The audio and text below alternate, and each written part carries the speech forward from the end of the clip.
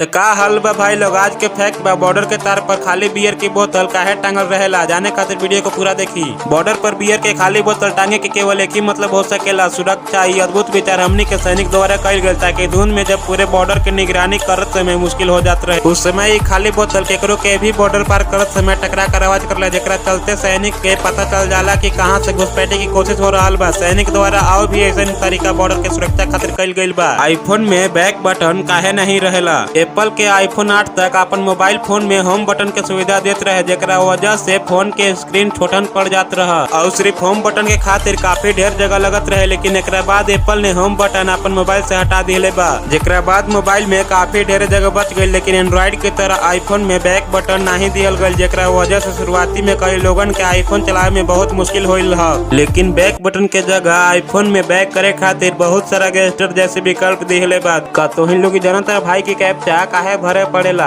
Captcha code के उपयोग website के स्पैम से बचावे खातिर कइल जाला। एकरा मदद से इंसान और बोट्स में फर्क कइल जाला। कैप्चा कोड के वेबसाइट पर लगावे के सिर्फ एक ही मकसद हो सकेला कि वेबसाइट के हैकर और स्पैमर से बचावे खातिर रहेला। अगर तो इन लोगन के वीडियो अच्छा लगल बा तो लाइक, सब्सक्राइब एंड कमेंट जरूर करी। तब तक के लिए बाय बाय।